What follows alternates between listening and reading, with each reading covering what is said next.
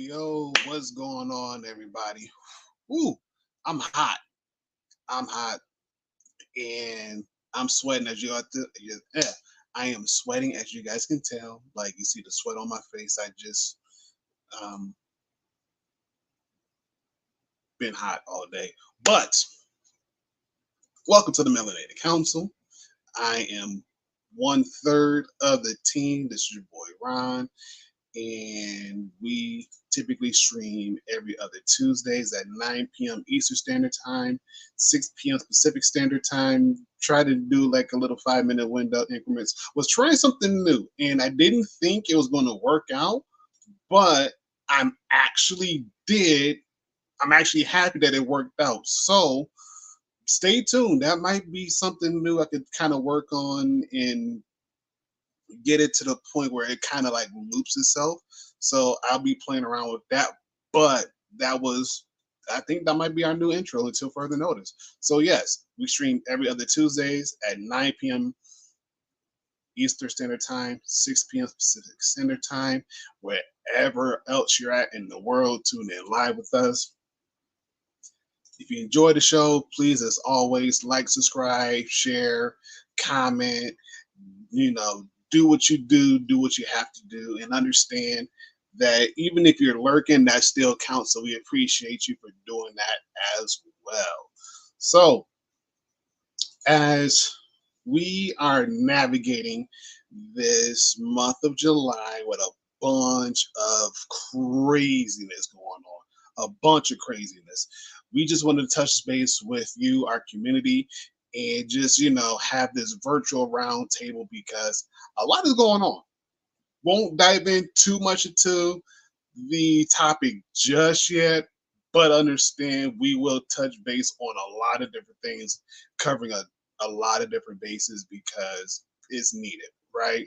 And especially in the climate that we're in, whether it's political, social, economics, mental, yada, yada, yada.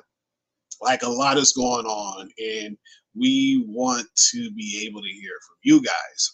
But before we do that, I got to bring somebody to the stage. I got to bring this lovely, beautiful human being of a woman to the stage. I mean, what can I say about this person, right? Like, again, she's my best friend. I got a bunch of best friends, but she's one of them. She's one of those best friends. She's one of those people that, you know, if anything is going on, I can reach out to her and let her know, like, hey, this is what I'm dealing with. And we just kind of talk, shoot the breeze. And I always leave away feeling better. And if you don't have friends like that in your circle, you might want to see if you could kick them out and make room for her, because she will help you out in times of need. She is always down to trying new things. I almost want to say she's an entrepreneur. I know there's some stuff that she's doing, but I want to say she's an entrepreneur. She is she is a jack of many things, a master of none. And what do you mean by that? Well, I mean, the last time I checked, I don't know if she's done this in the past while or not, but I did hear she did make some pretty good brew.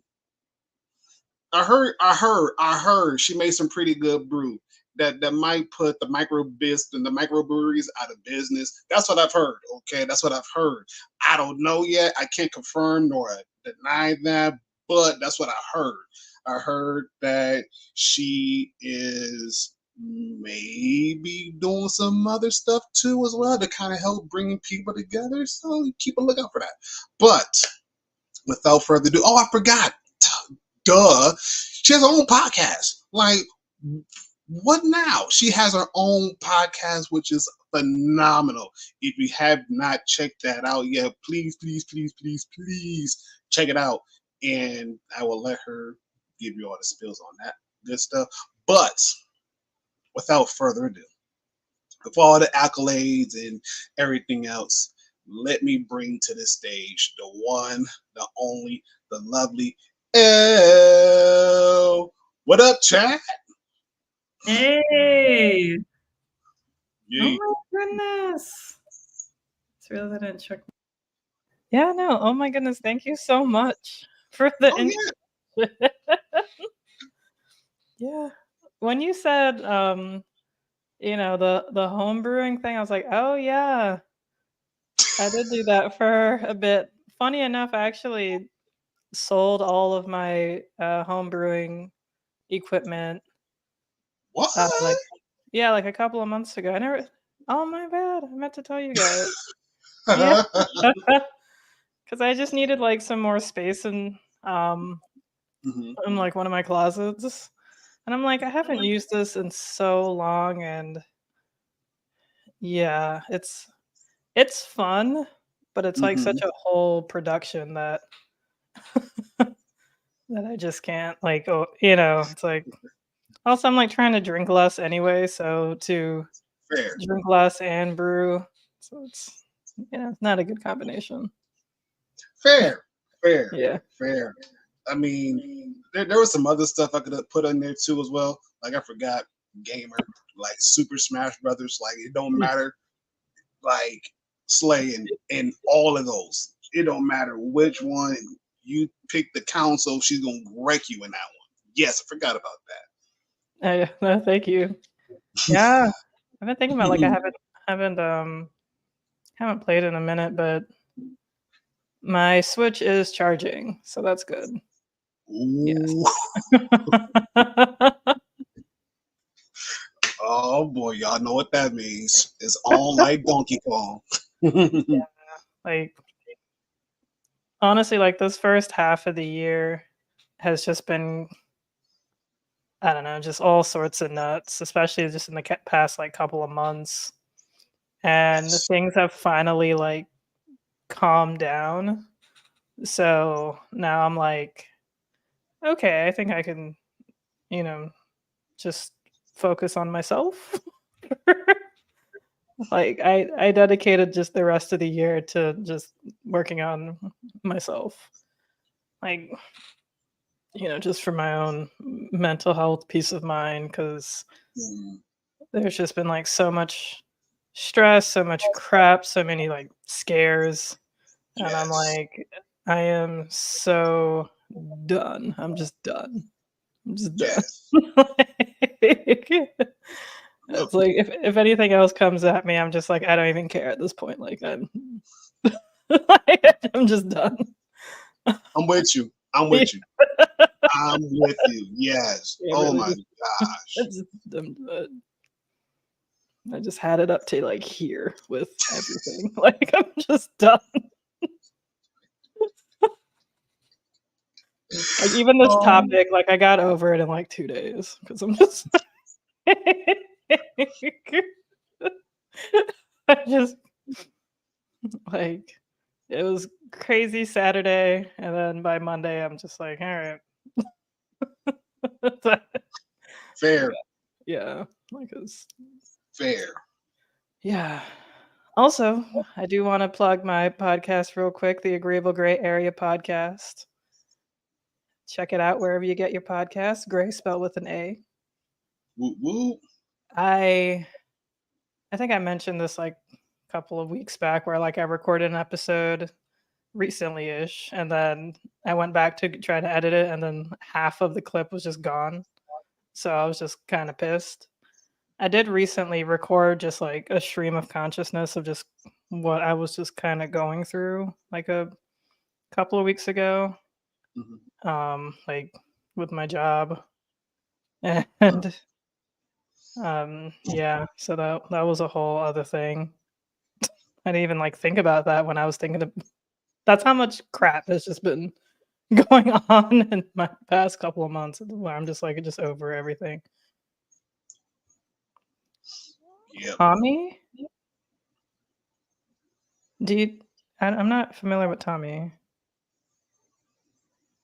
Is there somebody new that's slipped underneath the radar?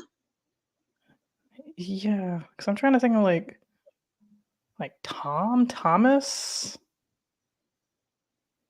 I don't know, but Mark, you can help us out. yeah,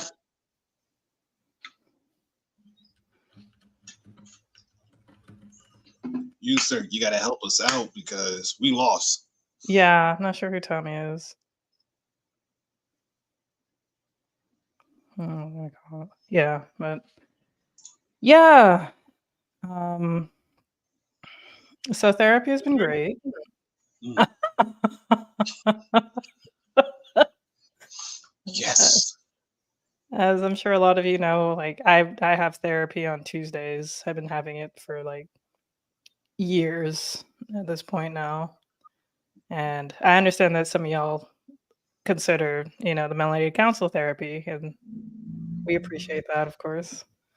Let's just let it all out on the stream, on the table. And yeah, but like, Fair. yeah, but like therapy was just like, just really good today. So it's just kind of cathartic. Like I like rehashed like, something that happened probably like almost 10 years ago now. And it was just kind of like, oh yeah, I could actually like sit back and like think about it because Mm, it was just one of those things where it was just like back to back to back to back of just craziness in a very short amount of time.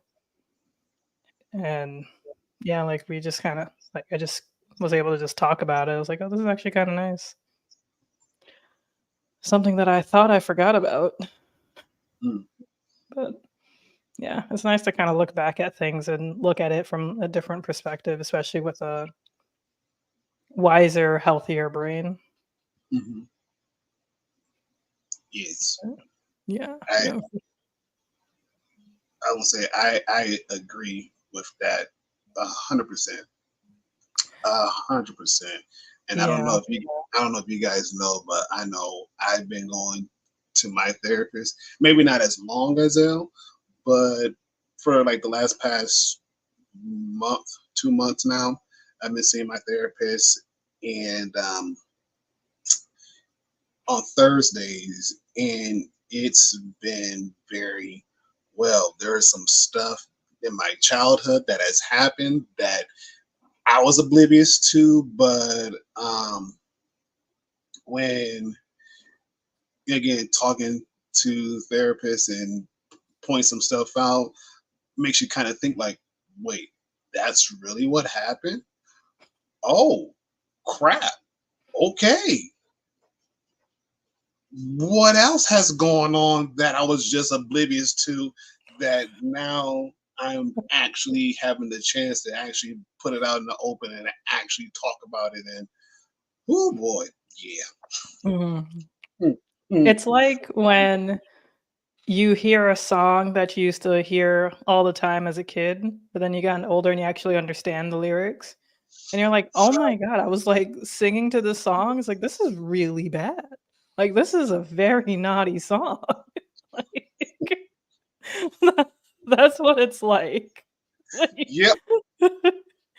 you're like, "Oh, that was very bad. That is, like, trauma with a capital T. That is legitimate trauma." Like, I was sitting here brushing it off like it was nothing. It's like, "Oh, this was incredibly serious." Mhm. Yeah, it is. It is wild. I know. Yeah. Mm. I know.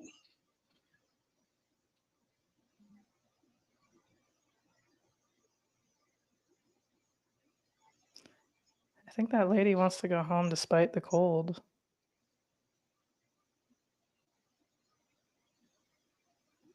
Do you understand Chad's reference? Is it a it looks like a song reference. Now to which song, I don't know. Oh, "Baby It's Cold Outside." The Christmas song? Oh yeah, Yeah. yeah, yeah. And then hold on, wait a minute. Yes, especially when she asks, "Hey, what's in this drink?" and he pretty much brushes it off. It's like, yeah, don't even worry about what's in the drink. It's just it's cold outside. Like, Yeah. Yeah, we've been yeah, low. yeah, yeah. Well, in Rocky, just to mess with your mind a little bit. So I did a thing. You might have to rewatch the once we're done. Rewatch the beginning. It's actually pretty cool. I think you might like it. I think you might like it. I've been working on some stuff, so this is one of the things I was working on. Finally got it to play, and I like it. I know it could do some fine tuning, but I like it. Nice. But do you know what else we like? Or rather, who? Hmm. Well, I know there's a handsome gentleman, Yes. really smooth with the words, really smooth with the ladies. Yes. Um, at A one little point in too time, smooth. too smooth. You true, Yes. true. Because with this man, every day, every time is demon time. You never know what's going to happen. You don't know. But what I can say this much: this man has an iron stomach made out of pure steel. Not even kryptonite can get to this man's stomach. I'm telling you, if there was a challenge out there to eat food past the expiration date, like 3 years plus, he would win nonstop Yeah. without throwing up, without you knows he win and be like, yeah, it's fine. This is a little fuzzy, but that's about it. Nothing too serious. That's him. Okay, and then El, can you help me out? What else can you say about this young man that we're about to bring to the stage? He is brilliant. Yeah. He is a rare combination of looks and intelligence, Mm, which is very hard to find in a man. Mm. Yeah, he's Allegedly. You're right, Chad. Allegedly. broken nostrils allegedly. Yeah, this guy. Um, what else can I say about him? He's also just an absolute sweetheart, Mm. which is probably why he can steal your girl. True. True. True. True. And be Yeah. very platonic with it. Very platonic with it. It's like, yeah, Mhm. she made me dinner. She offered dessert. I declined dessert because my stomach was full. Right. But Magically full, which is impressive. yes. But, Yes. like, a woman cooking dinner for him is just like I wouldn't say a Tuesday night, but like a Wednesday night, because tonight is Tuesday, Mm. and it's a more special night than a woman. And anyone can if anyone can attest to that, it is the one and only Toby. Kobe. Yo, yo. What's up? Not the double intro. That's crazy. Yep. Double intro across the sky, across the stream. Double the heat. Yeah, no, Mhm. that's great, and I do appreciate that. Nice little confidence boost there. Yeah. So I can adjust this a little bit. Maybe I need a slightly less virtual background.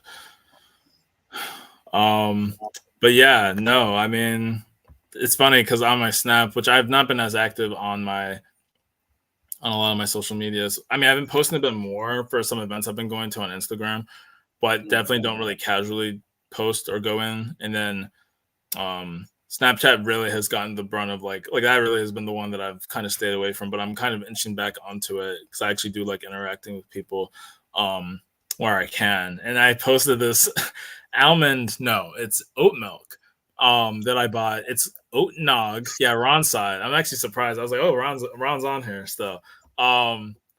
He's still on this app. So oat nog, aka eggnog flavored oat. Now You stay with still me. have it? Stay with me. I had to listen again. I was like, nog, like Christmas? Like, think about what time of the year you would be drinking eggnog. It's Christmas in July. Now, I think the original expiration was March 14th, which is just hilarious. Like that it actually landed on that day. Like And St. Patrick's Day? we're gonna get to that. Oh No, no, that's not St. Patrick's Day. That's Pi Day.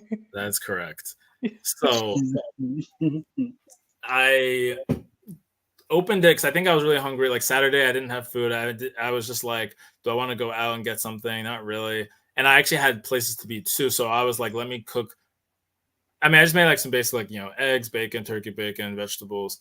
And then I was like, well, I see this eggnog. I was like, but I was like, I should really toss this because I should clean out what's here in the fridge. I open it because I'm curious. I smell it. Oh, this actually smells good, fine. I start to pour it. This looks fine.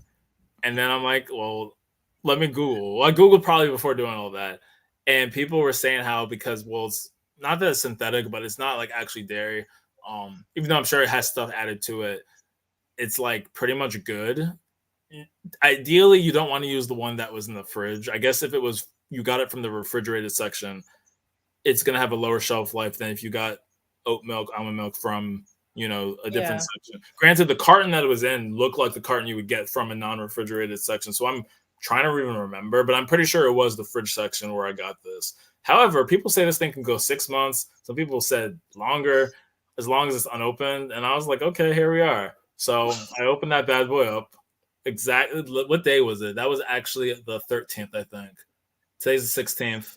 The 14th would have been Sunday. So it was the 13th on Saturday. So exactly 3 months later, let's call it. You mean I drank that bad boy with the cereal I had in the house, which also had been cereal I've had for months.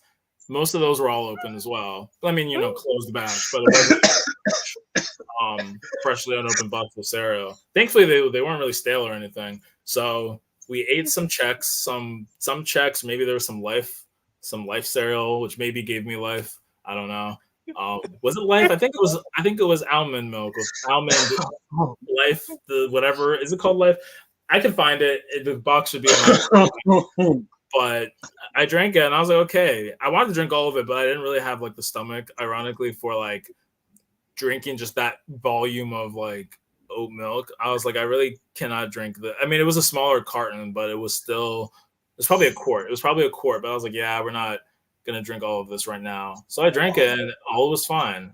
I need to get back to it though, because I don't even want to like wait the 7 days or however. Well, it's probably longer than 7, but whatever it is, we're not even gonna wait that because it's already been past its prime, unopened. So let's not try to like push it opened. But it was fantastic. Yeah. And I was like, I wish I had drank this earlier because I had actual eggnog that I bought. That I definitely made sure to drink. I did kind of push that, I think, to close to when I couldn't really drink it anymore. But I also was going back and forth between my parents' house an hour away in that apartment. So I remember I had bought a bunch of like holiday stuff, including I think apple cider. And so I had to make sure I drank all of that, which I did. And then it was just the eggnog, the oat nog that got sort of put to the side. And I kept thinking maybe my brother's going to see it one day and just toss it because he's going to see the date. Nope, it never happened. And so I was like, let's open this bad boy. So I'm glad that desperation of finding something to eat and me wanting to clear some space in the fridge led to me starting to drink it. And hopefully we can finish it soon. So Yes, that we please. can never do that again. Yes, please finish it soon. Yep. So that is my fun Saturday adventure. that is the Toby update. That's the Yep. first time that's happened in a while. Like I typically don't. I don't really even like cook a lot like that for real anymore. So I don't really buy meats. When I did, I mean, there was a chance things would go bad. My brother usually just wants to freeze stuff, which I get. And that's obviously prevents things from going bad. But I always am like, I'm gonna one, it'll incentivize me to cook it faster if it's in the fridge. 2, it'll be fresh and I don't have to like try to defrost it in the microwave. But yeah, but since I don't really buy stuff like that, I don't really have to worry about things expiring. So I'm thinking, and I'm like, yeah, I haven't really had stuff that would go bad. I mean, there's like I know I've had blueberries; those will go bad faster than I like. But you can kind of eat individual ones, and then as you notice things go bad, you can toss them. But in terms of like actual cookable food, like vegetables, meat, I haven't really been buying stuff that will go bad. I guess I have turkey bacon that technically had its past date, but I kept it pretty well sealed. Like the original package, you just can't because once you open it, it doesn't close back. But I kept those sealed in the bag, and that has actually been fine, thankfully. So I guess there was the turkey bacon because I don't remember when that was supposed to have expired, but I think it was technically late June, which it doesn't sound like that long ago, but I'm pretty sure I bought that months ago. So that turkey bacon thankfully expires a lot slower than regular bacon, especially I think if it's cured. I think this one was cured, so it ended up being more like preservative like. I don't think it was uncured or it would have expired faster. So I think because it was cured and because it's turkey bacon, it ended up being able to live a bit longer. And so but that also needs to go finished. So I need to finish the turkey bacon, finish the cauliflower in my freezer, which isn't going bad, but it does dry out because it's an open bag that I like tie back. Or sometimes I just get lazy and don't tie it. So yeah. That will force me to buy more vegetables, frozen, because at least now I'm buying the frozen vegetables. Fair. Yeah. Yeah. I mean, Yeah. if I buy regular broccoli, I'm usually pretty good at eating it in a good, timely manner, to be honest. But it's just, I have to actually keep up with it a bit more versus the frozen stuff. There's something to risk. I know. So even then, I was thinking like how poultry is harder to like. Okay, pork is not good either. Like pork is the fastest to go bad. Like if I have pork chops, easily. But I want to say beef. I guess you can get away with like ground turkey in particular. You can get kind of away with burgers sometimes, and even like cuts of beef seem to be the best. But for whatever reason, turkey bacon just has been, I think, it's just been easier to like preserve. But I also think that there's a lot more of it. So regular bacon also was likely not going to go bad as much because there's usually less in the package. I don't know. I feel like I don't know. Turkey bacon just seems to be just everything in life that you need.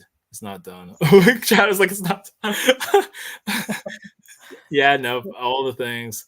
Um, oh yeah, so Tommy, I thought Tommy was that guy. I wasn't sure if that exactly was his name, but Yeah, no, I totally forgot. Yeah, it's like, yeah, it's Thomas Crooks. that's I funny. remember. Tommy. Yeah. My toes right now. Chad's stressed.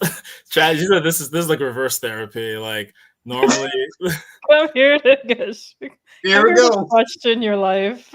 you're just like you're coming on here rather than you're hearing people's problems. Not even hearing people's problems, but you're just like, yeah, you cannot get away.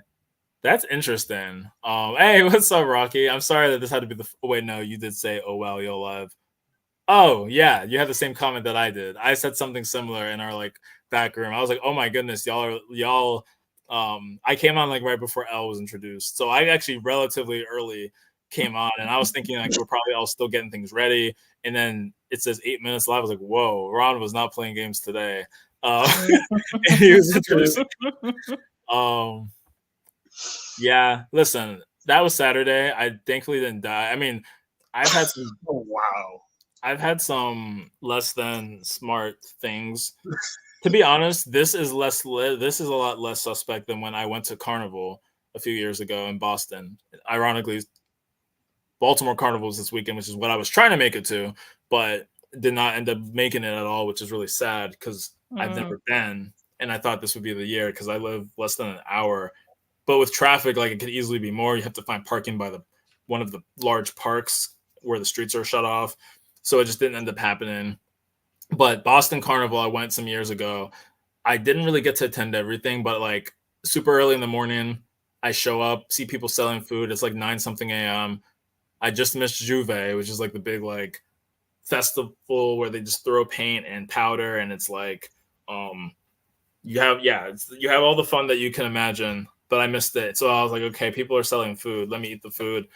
I was good for a while.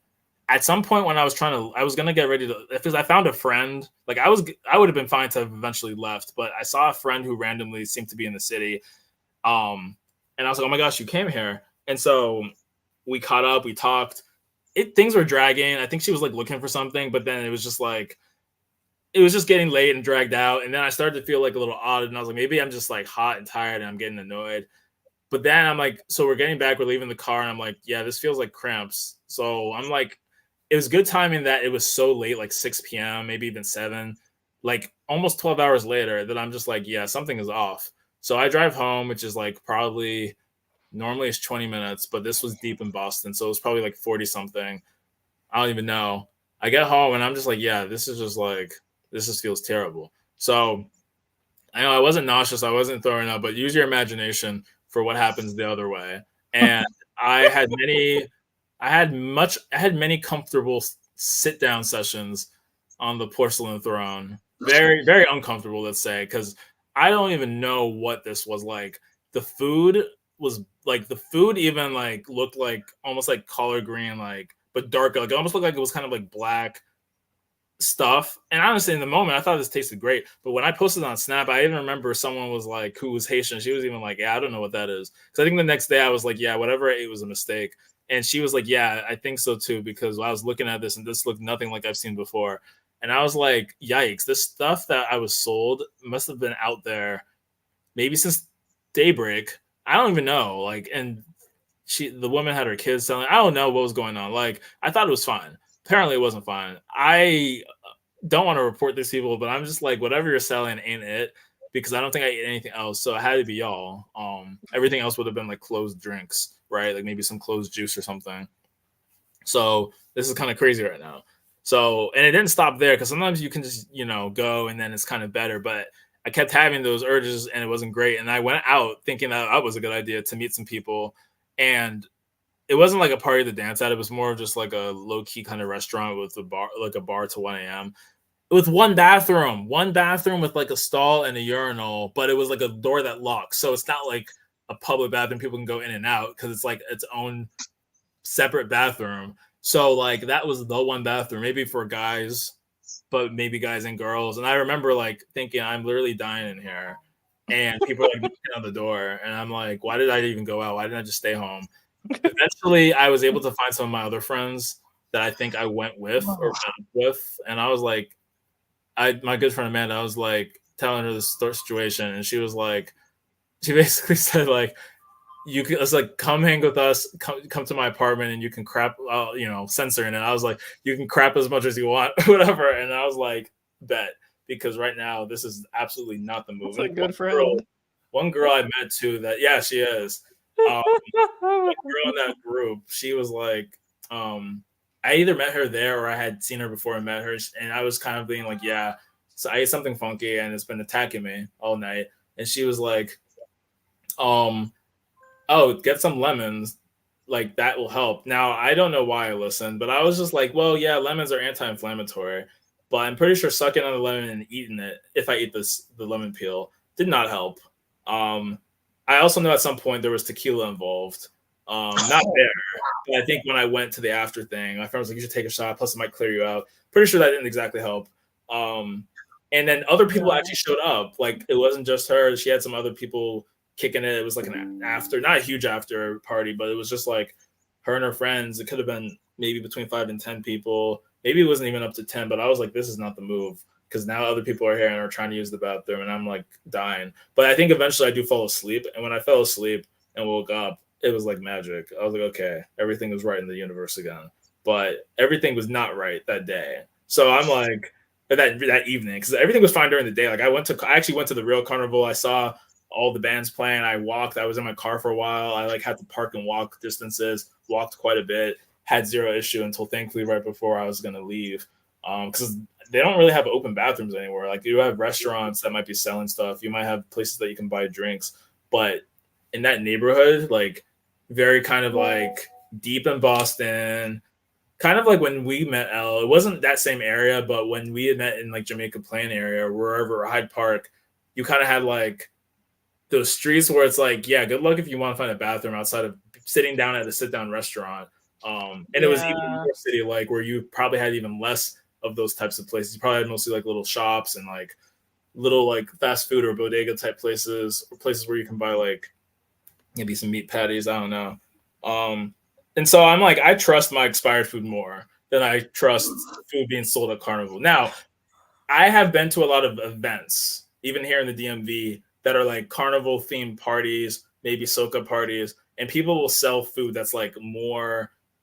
I think it's more closed, or like it'll be maybe indoors, or maybe no, because there's outdoor ones too. We had our hooky weekend fest um around the weekend before Juneteenth, and I bought food there. At least last year, I think I did. Where yeah, people sold food. I got corn soup is very popular. It's very popular Trinidadian dish. That was always fine. So I don't know what it was about that one food, but other food that I've gotten outside of parties or at events have been fine. Mostly indoors, but I think even some outdoor ones. So I'm like, I have no idea what was happening last 2 years ago. But the point of the story is we're gonna eat our expired turkey bacon. I don't fight through anything. What are the stories? We're gonna feed our expired turkey. That's the moral of the story. And eggnog, as long as it's not opened, or eggnog might not be the move, but oat nog, which is already like, no, I'm pretty sure there's dairy in there. But in my head, it seems less dairy compared to like true eggnog, In your head, I mean, which is just true cream. Like almond milk is basically just water and almonds. Egg Oat milk is just oat and water. Oat nog, I mean, I should look at the ingredients. Was the lemon's 2 years old? Oh, that's funny. You got jokes. To be honest, I deserve the jokes. Curl into a ball now, Toby. 9:34. But Chad, the thing about this one, when you said I curl into a ball, if that's about the story I just told, I really had no idea like that was going to be the result. And I don't usually get sick from. Let me not jinx it, but like when I eat food and stuff, I don't really deal with food poisoning, and stuff like that. So whatever I got hit with that time, I was like, yo, this is like not something I would want to experience again. But I'm usually pretty good when it comes to like there's been some specific cases where I'm like, yeah, I know that eating that thing probably caused that to happen. and there's some cases where there was complete mystery on why I had certain issues happen. Um, don't need to even go into. Oh my goodness, that was just such a weird time some years ago, but it wasn't from me eating expired food. Like I remember that. I was just like, I have no idea what's happening right now. But for the most part, I don't deal with a lot of that, at least from food that I know of. So I I guess I had to test the waters this past weekend, but I really do not plan on testing it anymore. Like I'm not trying to buy things that are good bad. I'm not trying to cook the things that are bad. Like the worst I might do is like if I see croissants have started to go past the date, I usually would just try to eat them quickly and then I check for mold. Mystery. No, that mystery thing was weird because I wasn't. That was when I had a bunch of friends over who were cooking. Um, but this was at the tail end of that, so it wasn't like I had the friends over at the time. I just remember I had these squatters, and that was a whole hot mess of a story. But but I remember like I went to a concert, and I think at some point the day after, and it wasn't from alcohol either, because I that is a distinct feeling too, where you have alcohol that's messed up your intestines. Not even so much from like you're literally hungover and you feel sick, but just from like alcohol irritating you, and then you get like, you know, stuff starts to come through you quicker. That wasn't that wasn't that either, because that's usually also temporary. This was like for a while, like days, maybe even a week plus, where I would have like weird abdomen pain and then have, not great porcelain sitting sessions. And then some other stuff. I don't even know. Like that time I remember, and it was very unfun. I had a friend who got me some Imodium because I've never taken that before. And while it helped to like actually stop the physical stuff, it doesn't stop the feeling of like when you kind of get that really terrible feeling and you just feel so uncomfortable. I don't know if it's bloating, I don't know if it's cramps, but it's just like everything is just wrong with the world. That feeling doesn't go away. Like it's not nausea because you're not throwing up, it's the other way. Like you still feel terrible, you still feel like you're hanging on for life. So the Imodium didn't stop that feeling. It just stopped like actually, I guess it blocks you up. Maybe Pepto Bismol would have solved it, but I also hear that that is tricky, and I've not used that as an adult, so I don't know if I really want to. I wish I could tell you, Chad, or anyone else. I don't know what happened, but thankfully these incidents don't happen like that. That's a different topic though, and I'm not going to monopolize the topic with this. And I'm also trying to like not be completely explicit. So if you want to have a conversation about digestion and like should we all be getting colonoscopies at a young age, we can have that convo. Because I think there are some legitimate things to have. Do we struggle with? I don't know. There's just stuff that I think like we don't catch, and we could wait till we're 40 or 50 or 45. And I've been like not wanting to get a colonoscopy, and I thankfully don't have to. But I was kind of recommended, and I was like, absolutely not.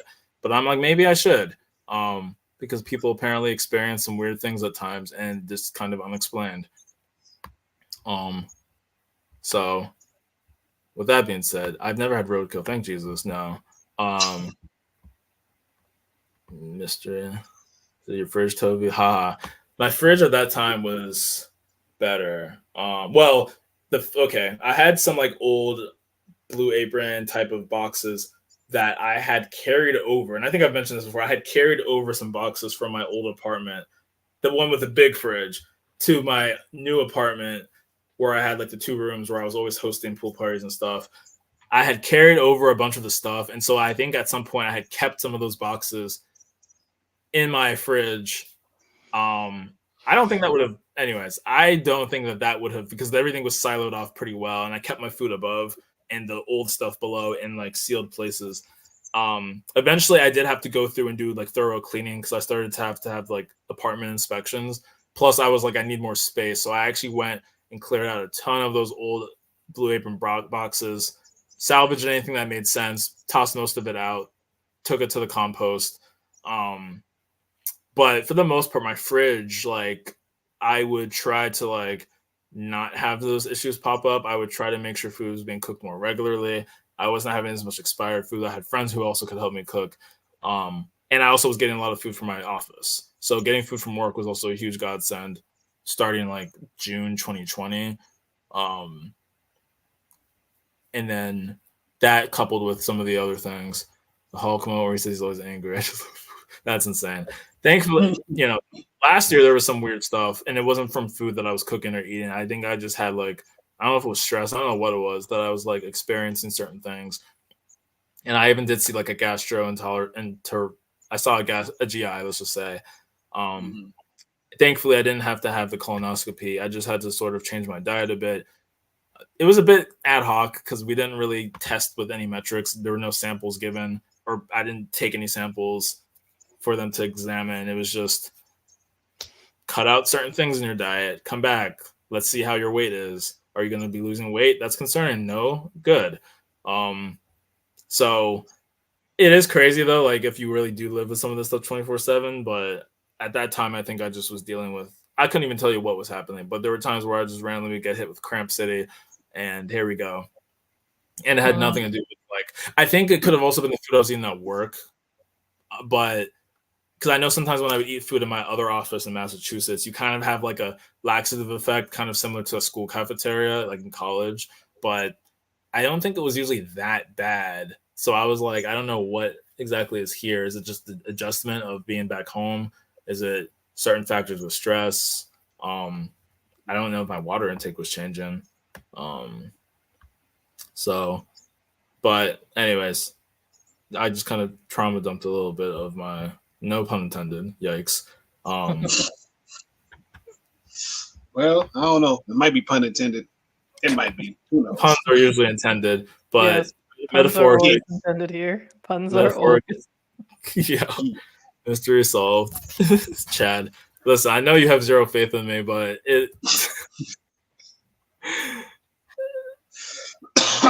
Oh, the recent happenings have been something else. Not recent, because thankfully it's not really recent. I've actually been very happy that this year and maybe end of last year things have been more normalized. But the happenings I've had since moving here and shortly before, a lot of them were weird, with some rare examples of things that I know were less than smart decisions. Most of them are just like, I guess it's just what my body's doing now. Take a load off. Ha ha ha. Got to love it. That's Speaking though of what, taking a load? or Okay. I was gonna say a load, or I guess speaking of loading, or Oh yeah. yeah, that might be the segue. Speaking of loads and rounds, well, that's actually a completely different. That's a completely different thing we were even talking about. I mean, go for it. Not today. That's a different time. Anyway, I'm a monk. I'm reformed. By not by my choice, but I am a reformed person, and I'm not going rounds and going to town. But what we are doing is talking about how Trump came to town and someone fired around, loaded a gun and fired around in that one Pennsylvania town. Nice one, Toby. Nice cleanup. Nice cleanup. Oh God. Oh boy. Yes. Yes. So we are going to talk about that, as Toby has mentioned, but also at the same time, there's been a spinoff that's been going on around the country too as well. So, of course, Trump, he got shot at in his ear, allegedly. Allegedly. But there's been some things circling around the internet saying that everything was pretty much staged. Mm. And Yeah. how like there's a lot that's been unsaid that's actually coming out being said. And we're kind of like looking at this whole thing just very differently, and again, if anybody who has done some research or did some history, it almost resembles of what happened to another president like some years ago, around about this same time as well. and the outcome wasn't the greatest outcome in the whole wide world. And if you guys are trying to figure out what I'm talking about, same time, let's see, we'll call it about maybe 40, about a little under 40 years ago. We had a guy by the name of Ronald Reagan, who was an actor, a very good salesman, if you would. Kind of sounds familiar with who we're dealing with now. There was an attempt upon his life, and he actually won the election that year. And we got introduced this thing called Reaganomics and a bunch of other stuff that, ravaged the majority of the American population, and it did not help whatsoever. Even though, yes, Republicans said it was a good win for them, when you look at the rest of the country said, nah, we're up in smokes, quite literally. Quite literally. So, fast forward, you got somebody who is an actor, salesman, con artist, criminal, who just so happens to get shot at, but at the same time, where a bunch of reporters were standing, Secret Service told them they had to move prior to the shot even being rung out. But even still, then, like a lot of people within the Republican circles was saying that it's kind of ironic that it was another young quote unquote Republican that actually did this. Let that sink in. Let that sink in. So we got that. On top of the fact, the person who did it was a 20-year-old from the state of, if I remember this correctly, from the state of Minnesota. He wasn't from Pennsylvania? Was he from Pennsylvania? He might have been from Pennsylvania. I might be getting two things mixed up.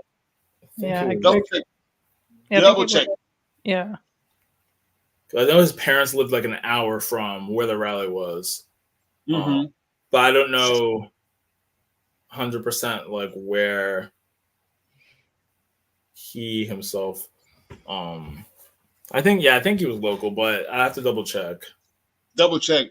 But to kind of segue to this, I do know that because of the fact that he was 20, I'm getting my two stories. I'm getting two of my articles mixed up. My bad, y'all.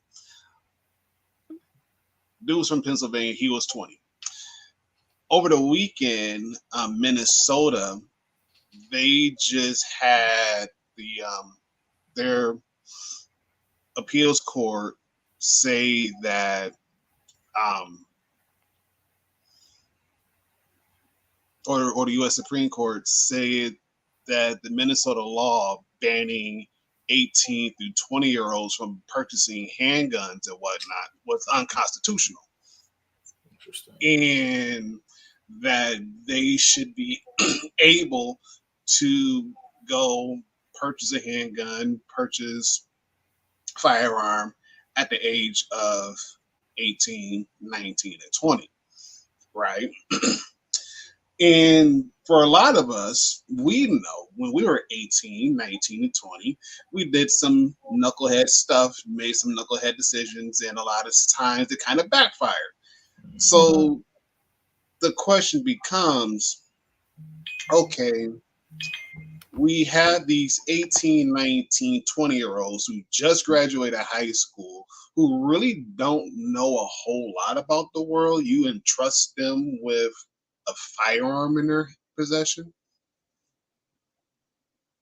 Does that make sense to anybody else? Because it doesn't make sense to me, because I know when I was 18, 19, and 20, I wasn't even thinking about owning a firearm. It was more so trying to go to college, get a job, get a car, get the heck up out of Michigan, get my own apartment, let alone trying to own a gun. But excuse me. What are you guys' thoughts? Do you guys really think that an 18, 19, 20-year-old should be able to legally carry a firearm? I think so because because a lot of people like grew up hunting and shooting, like with like their parents or older siblings or family, whatnot, friends. So like they probably Purchasing handguns. like know how to use a gun. I do think that it shouldn't just be like, hey, I'm 18, here's my identification showing my age. I would like to purchase a gun, please. I do think there should be, a lot of training, a lot of like formal training, understanding like the Mhm. power that you actually wield and all that, and not just be like, here you go, here's the gun, and here's you, I don't know, pack of cards or like whatever the heck you're purchasing. Like, Mhm. it's just kind of like, yeah, because like now being older, it's like you understand like the mentality of someone who's really young, like 18, 19, 20. It's like, oh, there's a lot of things like they shouldn't be doing. Like there's Mhm. like information and reports of 16-year-olds who are driving, and like 16-year-olds do not really have the mental understanding of driving, and yet I'm sure a lot of us started driving at 16 or even younger. It's not Mhm. Mhm. ideal, it's not wise, it's just unfortunately this is the current state of things. Like, Mhm. I've spoken a million times on this podcast that I wish we didn't have to drive everywhere. Like I think like if we lived somewhere where we didn't have to drive everywhere, then also learn teaching 15, 16, 17 year olds how to drive would make it safer, because chances are they would be have grown up like walking, cycling, being a pedestrian and understanding that, and therefore having empathy for other pedestrians because they've been there. Mhm. Um, so to compare it to guns, like I can't really fault people who grew up around guns. Mom and dad went to the gun range, and they just talked about it casually. Like there was always a gun like within arm's reach in their house, no matter what. Like you might come into the house, and it seems, you know, I wouldn't really call like, I don't really want to say normal, but it's the norm for some people. Mhm. Mhm. And Mhm. like what may seem like crazy and shocking to you might just be, a Wednesday to them. So like, yeah, like like biologically, I don't think so, but socially and societally, I do think it's important for people to know how to use a gun at least. And, Mhm. Mhm. like there might come a time when you have to, defend yourself, defend your family, and you're 14. Mhm. Mhm. So Mhm. yeah, those are my two cents. Right. And I'm probably going to be the that one guy. I was Yeah. gonna I'm gonna be on because even when I read the article, and I actually felt bad for the lawyer from Minnesota, because he was like, no, and I agree with him, like, no, because, and again, the minimum age to buy alcohol, to buy cigarettes, is 21 to Wait, I thought legally. wait, you can't buy cigarettes at 18 anymore? No, Really? Where the heck have I been? no, that was updated, like, I almost want to say like maybe 3-4 years ago, because I know here in Michigan it's plastered everywhere. It says you have to be 21 to buy cigarettes. You had to be 21 to buy alcohol. You have to. Oh, And if I'm not mistaken, I've been wrong before, but if I'm not mistaken, that was a federal. That's yeah. I'm looking it up now. That's true. I didn't know that. yeah. And so that's my thing. Like, okay, I know when I was growing up, you had to be 18 to, buy cigarettes. You had to be 21 to get alcohol. Like, okay, that's Right. cool. That's great. But with a lot of people, underage buying, even though they may have looked 18, they were still, 15, 16, 17 and whatnot. They may look grown, but at the same time, they're not necessarily grown. It's like, no, we can't be doing that. So bumped up the age, which again makes sense. 21, absolutely, absolutely helps to curb the underage buying, and even then, a lot of people try to use fake IDs. You can spot a fake ID a mile away, so at least it curves that way. Like, no, you have to be at least 21 to buy alcohol, to buy cigarettes. I get that. That makes sense. And so now, again, I'm thinking more so of coming from the mental aspect, knowing that mentally, even though yes, they may be grown physically, mentally, are they mature enough to be able to have a firearm in the possession of their hands to make that rash decision of life and death? Because at the end of the day, once you pull that trigger, it's not like playing Call of Duty. That person is not coming back. That person is not coming back. And are they really ready to handle that responsibility to deal with that weight, especially at an early age? I understand Hmm. that our 18-year-olds, our 19-year-olds, and our 20-year-olds, yes, they go off to war. They get trained to do this. They get trained to be able to have that mental decision making of, okay, only have X amount of seconds to make a decision, and whatever decision that I make, I have to commit to it. Get that. And even then, when we go with, for those individuals like myself who go take like a CPL class, again, you only have like seconds, 2 to 3 seconds to figure out, okay, is this person a threat or not? And if this person is a threat, am I able to take this person down without causing um, lethal damage? And if I have to, is it because my life is in jeopardy?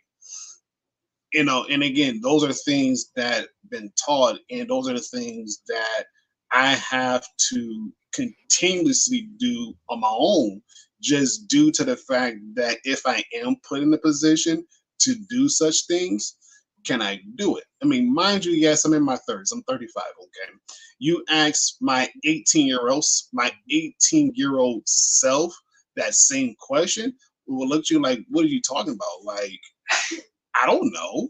I don't know if this person's going to stab me. I don't know what I'm going to do. I don't know if I can actually mentally fathom that I just took this person's life. And then again, um, like I was saying, siding with the lawyer, and he was saying most young boys, we'll say most boys, they're not fully mature until they're about 25, 26. Most of them. Some mature a little bit quicker, some mature a little bit slower. But for that mental piece, that's he was saying that's the driving force. Even though, yes, we may not have records showing that 18, 19, 20 year olds, they may not be able to do A, B, C, and D, or they have been doing A, B, C, and D. But from the mental aspect, like they're not fully there yet. And I Mm. don't think they should be able to have a firearm on their person to be able to be allowed to make that decision just yet. Like, and I get that. I get that a lot. Even then, like my oldest, he's 17, right? And he knows that there's a gun in the house. He knows that. He knows that it's pretty much locked up. I have the only access to it because I have the key. And so a lot of times even though he knows where it's at and anything else, he's the type of kid where he was like, I'm not, I'm not there yet. I'm not there yet. And I would rather have my dad to make those decisions and make those tough calls versus me. And I Mm-hmm. get that. I respect that a lot. And so when I'm thinking about that, I'm also thinking about this political climate, which again, circling back to this whole Trump thing, is like it's already charged in its own right, in its own self. And so I'm looking at it from a perspective of this is going to be a year where if folks are not careful, a lot of stuff is going to happen very quickly, and it may not even be for good reasons, but more so bad reasons. And just be very cautious about everything that's going on. And and again, I feel bad for the people of Minnesota because they know what's best for them. It's just there's folks outside. Hey, Gail, no, hold on. The party starts when you walk in through the door. You are not late. When the party starts when you walk in, so you are here right on time. And plus, you probably got stuff. You're a busy man anyway, so you're good.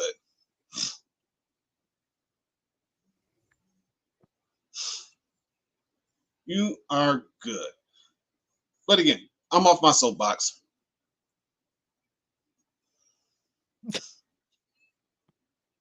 So pass me my drink. You got it. What you want? What you want?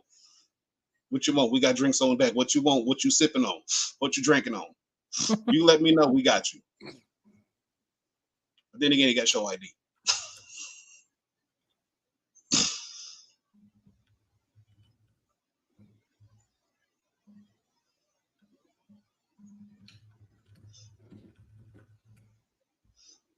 Ooh, Al, Mm-hmm. bring up Rocky's point for me, please.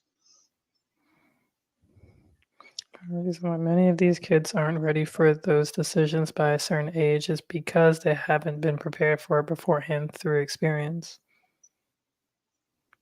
I agree. I Mm-hmm. agree. I agree. Um, Before I speak my piece, does anybody wanna take a stab?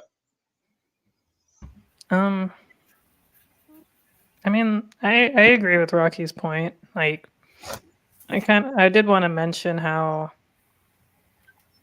when it comes to like preparing your kids, I mean, granted, I'm not a parent, so I can't really say much, but I do feel as though there's, parents are always like, I guess, kind of like on a balance beam almost of Mhm, like what they should be sharing versus what they should be kind of saving for later when they're old enough mhm, to understand it, because it's mhm, very difficult to explain to somebody that they are just not mentally ready to hear something. And, you know, like there are times when, like growing up, my dad would say things like, "Oh, when you get older, you'd understand." Now that I'm older, I realize like, he was a bigger piece of shit than I thought he was already. It's like, well, he was right. Like now I fully understand, but like there were things that I do feel as though like my parents could have like explained to me better mhm, about mhm, things, or just like really just kind of broke it down for me, or at least tried the best that they could, because that's all that parent, that's what like parenting is for a lot of it, is trying the best that you can with what you know, and also just like balancing what you can and can't share. But yes. it's I do think that it is possible. Like it's difficult, but raising a human is difficult. That's just it's like you might as well just kind of add it to the tab already of things Mhm, that are difficult in raising a human. mhm, mhm. like if you are, someone who is, uses guns, I do think it's important to teach your kids how to, like, at least the importance of guns. There Yes. might there might be just of course like gun safety. I do think there might be like other avenues that, parents and, people can take, for like the younger generation in terms of just understanding and understanding like empathy and your own power and how that can affect somebody else's or like your own things and how it can affect others. Like you're not just, a person floating through space in the world who sometimes gets into contact with other people. Like you are a full-fledged human being here. I do think that maybe like martial arts could be a way to help kids understand like their power and what they can and can't do and what others Mhm. can possibly do and how to at least prevent that or have a better understanding because now you have that understanding.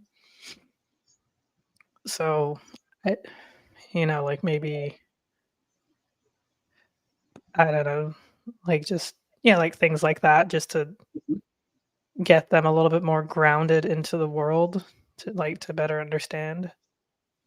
But yeah, that, that's my opinion on it. Mhm. Mhm. Mm. Totally. Yeah, my first impression was, kind of like hearing seeing the Rockets comment, and I was like, yeah, that makes sense actually. If you're too sheltered and you're too like if you somehow come upon power or upon certain things, not having the experience can just make you kind of like how it's like if you don't. I mean, I don't know. Guns, like when it comes to guns, I mean that's like a much more serious thing. But like, let's say like you didn't have any exposure to alcohol, and then when you turn 21, people talk about how you can go crazy, or even like let's say you don't drink at all in college, but then at some point later you drink, and then it's just you have no idea how to manage yourself. Um, Mhm.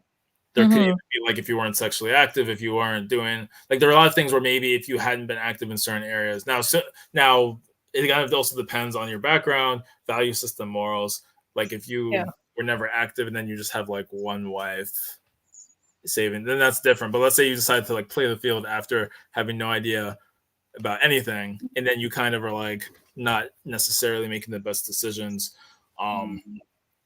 I can kind of see how it's like if you're not introduced to this stuff honestly, at least like having some kind of class, whether it's like a sex education type of thing with health, or whether it's like at least understanding. I actually thought that we had a decent alcohol EDU thing. Some people didn't like it or probably just clowned it, but we had a decent thing going into college. That would kind of talk about what is a standard drink, and then like there's Yeah. certain things that you had to like pass certain modules. I don't remember how much it was actually tied to your account, your or like student account, but I do remember like we had to take it or whatever. I Yeah, completely forgot it was same. a thing, but it was kind of nice. Like, yeah, let's at least try to have like some idea of what these things are. I mean, I had access to drink wine like very, very late in high school. Not saying that you have to necessarily choose to like give your kids alcohol, but like I know one person I heard like I think it was a friend who maybe their dad let them drink something when they were younger, and it was just like the nastiest thing because it was probably like vodka and or even beer, and it was just like, yeah, I'm never drinking this, and it's kind of like Mhm. good, Mhm. like you kind of implant like that. Yeah, this isn't something to play around with, like it, you Right. know. In that case, it just tasted nasty, but it's also like it kind of bad effects, and you know what it is versus just kind of seeing it as this forbidden fruit. Now I don't know, like guns are interesting because it's like buying a gun. I mean, that's quite a lot of money depending on the state, it could you might have to actually need certain licenses. Um, so I feel like it's just less likely that you're going to get a hold of a gun unless you're just really like in the streets and you're kind of like seeing illegal guns all the time. Um, Mhm. it's a little bit different versus alcohol. You're going to be around that much more. Sexual encounters. There's certain things, even drugs. Like when it comes to marijuana and some things, it's more likely. Like guns, I feel like is kind of quite a big jump. Now I'm saying that as someone who lived in areas where we're less likely to see guns. I did grow up in a much more suburban slash It was suburban, but it was also closer to rural areas of Maryland. And so I think I had shot BB guns when I was young. I was part of like a Mhm. it's called, actually apparently it's nationwide, but Royal Rangers, which is like this, I like to call it a Christian version of like Boy Scouts. So, we had the campouts, the powwows. We learned about archery. We learned about tomahawk throwing. I mean, the more core things were like not tying and starting a fire, pitching a tent. But I do remember like, okay, yeah, like we had access to guns. And I mean, this is elementary school up to sixth grade. So I couldn't have been older than 11. I would have been probably younger than 10 during a lot of it.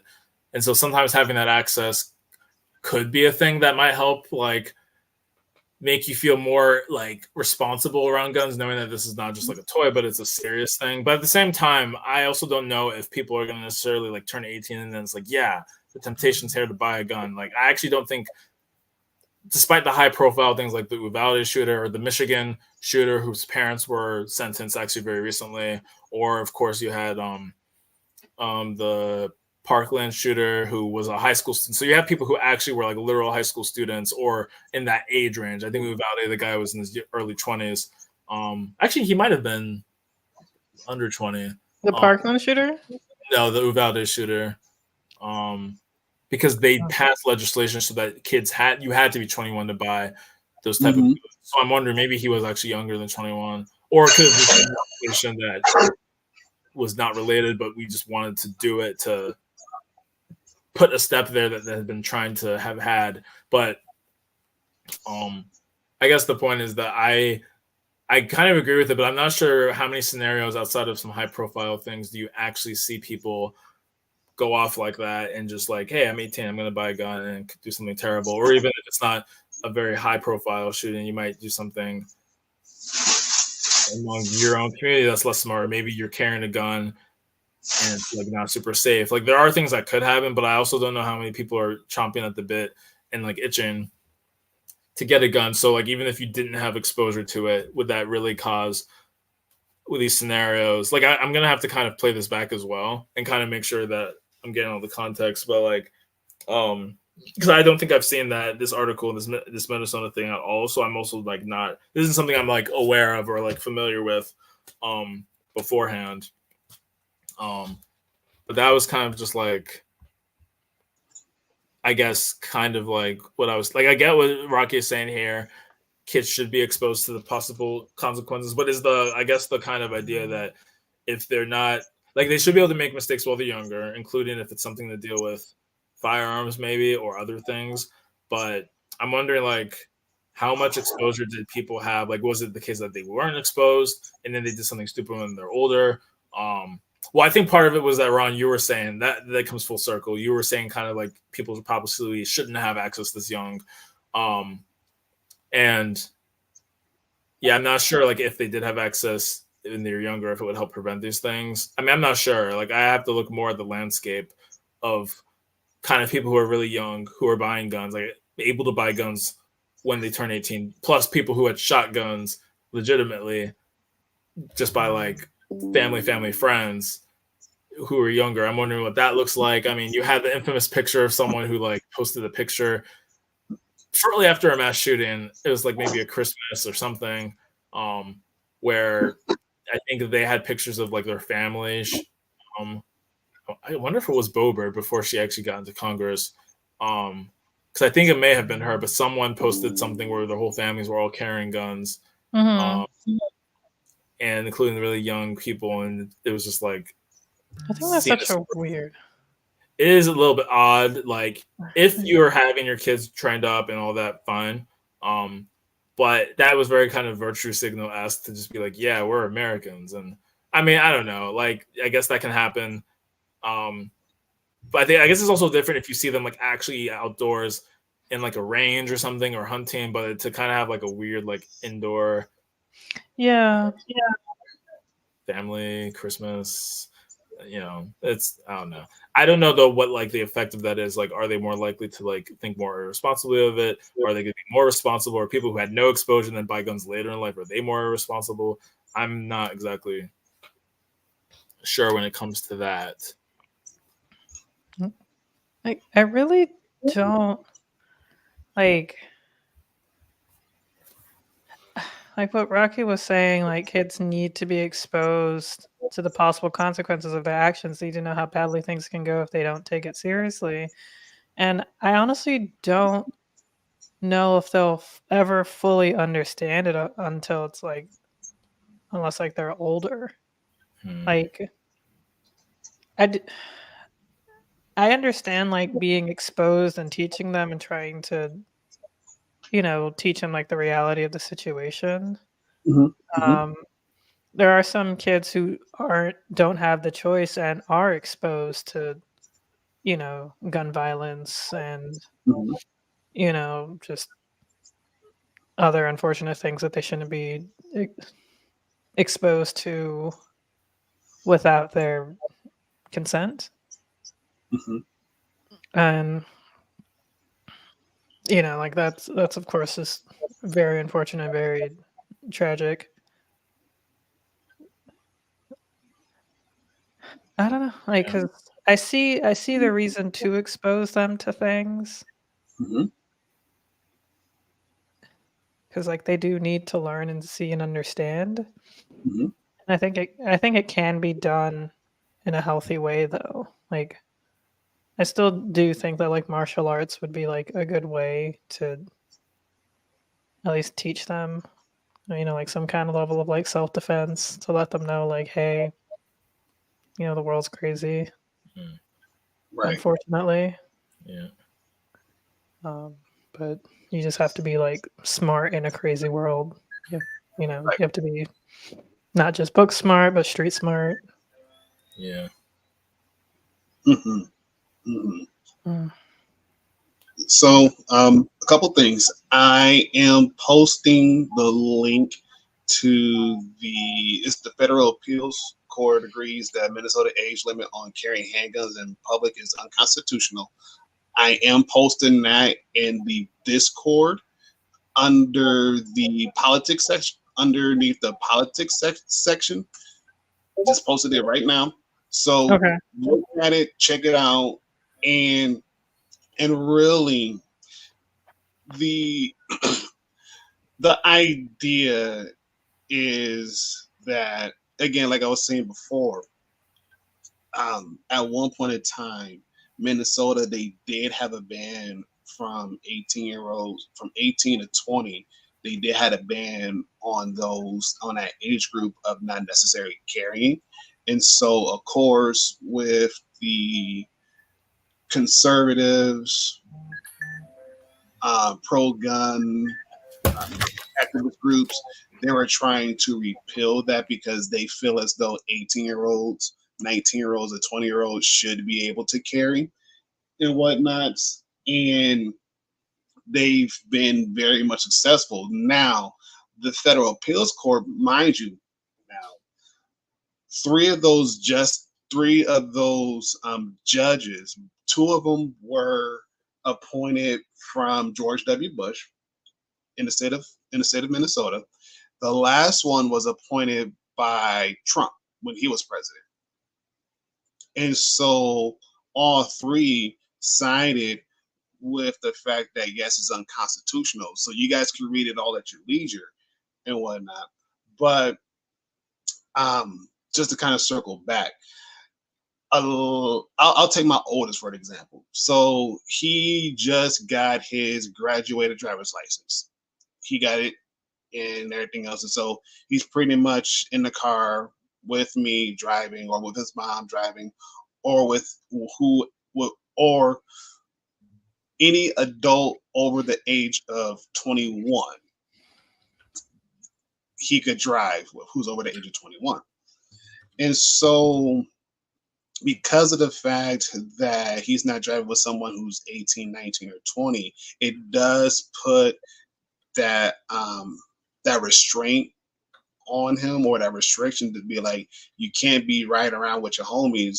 No, but you have to be with someone who's actually going to be responsible, and who's legally going to be responsible for you. Because again, if it's your peers, they're not necessarily responsible for you. They don't really have your best interest at heart, which is the one thing I told my son, or teach my son, Like sometimes your friends, they may not have what's best for you. They may not Mhm. know because they're just worried about the right here, right then, and right now. Me and your mom, we're more so worried about, okay, the long term wise, so the longevity. Like we're thinking further away in the future, and we're trying to help you to think that way too as well, understanding that, if there's some things that you want to do right here right now, okay, cool, great, go for it, but understand that you're going to be held responsible for your actions. No ifs ands buts about it. You are. And the sooner you can get that, and the sooner you can um, put that in your forefront of your mind, the better off you'll be. And so, has he bumped his head a few times? Absolutely. Has he learned from it? Again, absolutely.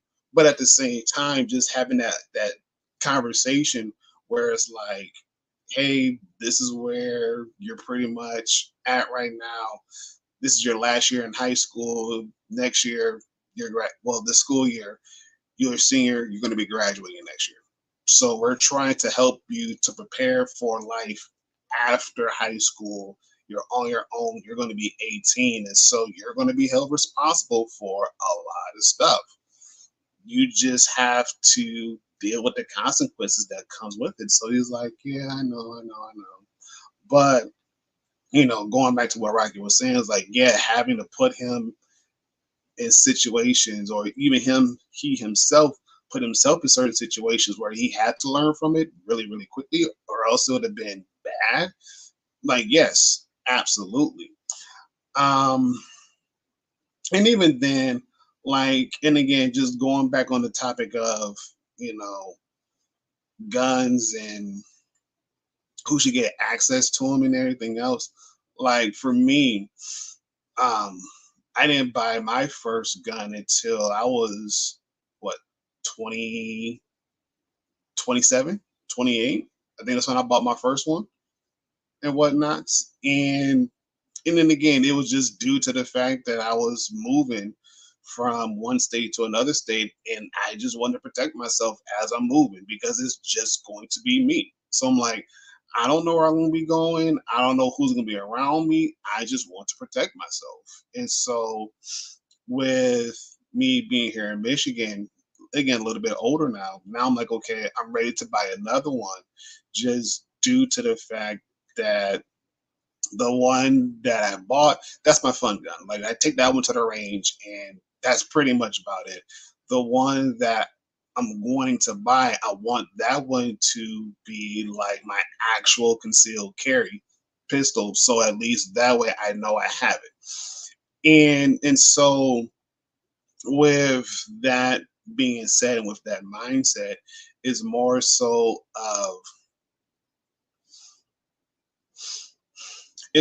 of okay, I'm a little bit older, a little bit wiser. I got a little bit of more life experience underneath my belt. I can make some decisions and understand that no matter what, I'm going to be held for those. I'm going to be held responsible for those decisions. I have to own up to it, and just be mindful that the consequences that I'm going to deal with because of those decisions, they're going to be hefty. And I'm like, that's fair. That's fair. Now, and again, it's just with a lot of things on a political scale because of the fact that it's changing, and you have all of these experiences, and you have various peoples bringing their own ideas. It makes it challenging. I wasn't going to say hard. So it does make it challenging because you want these kids to make good decisions. You want these kids to be model citizens. You want them to be the best that they can be. But sometimes, a lot of times, their environment does not help them to do so. And even then, it doesn't even help the fact that a lot of these kiddos, they're on social media flexing, thinking it's cool to, you know, have a gun and wave it around, not knowing that in some states, you showing a gun, that's a felony charge. They don't get that.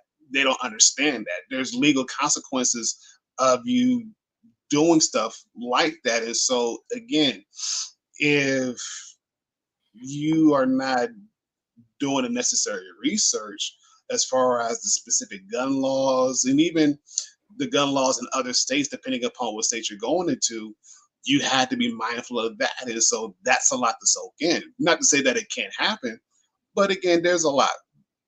But again, as we all grow up, we have our own choices and we have our own experiences. We learn from those and we make better decisions as we go forward.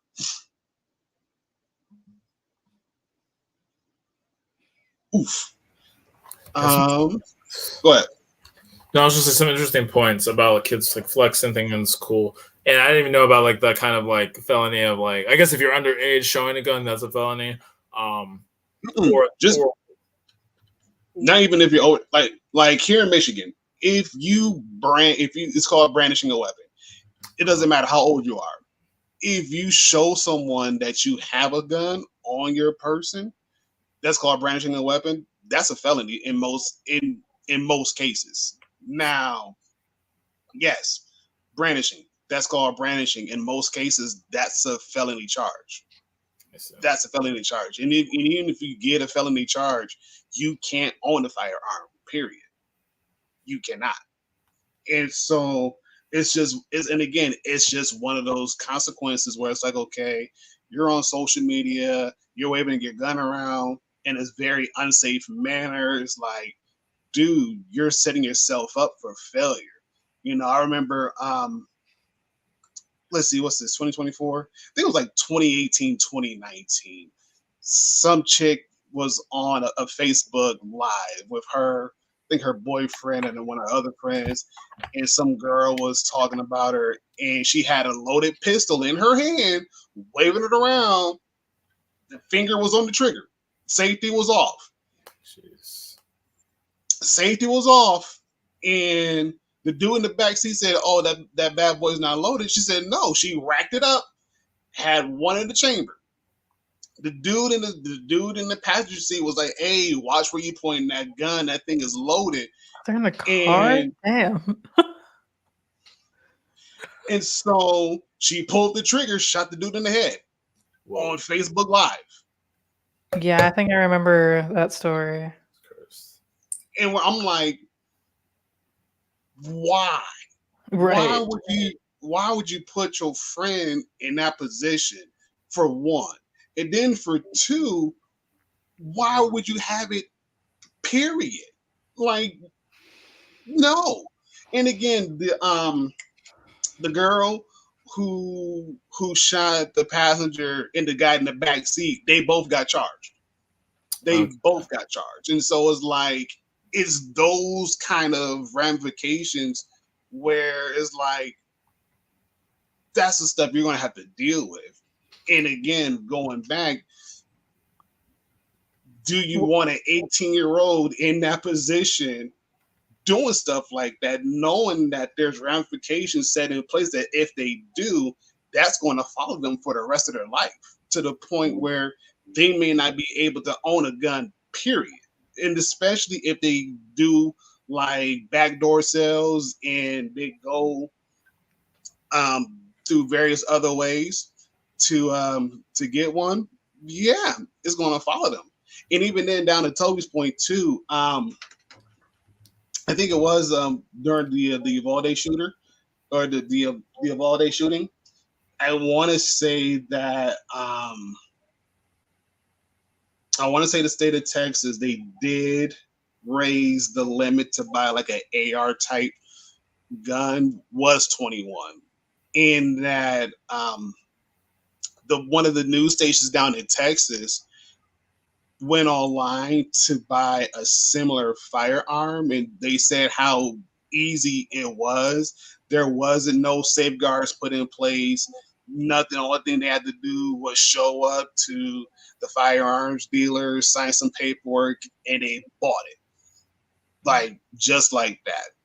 And he was like, it's scary. He said, because had I not say that I was over the age of 21, I would have been able to bought it clear as day and would have been walking around town with a fully loaded, stocked AR legally.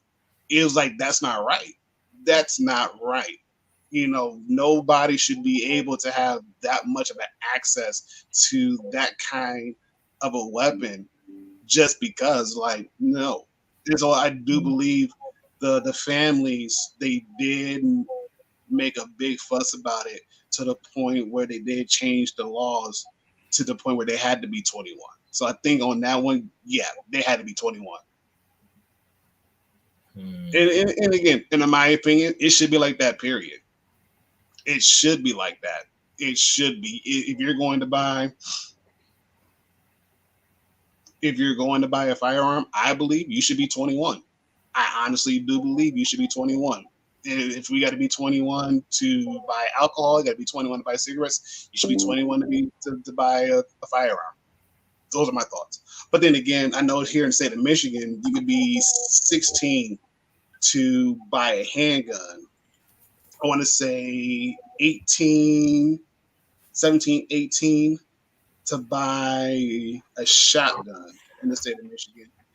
And then you have to be 21, at least 21, to buy like an AR style rifle or AR. You had to be 21.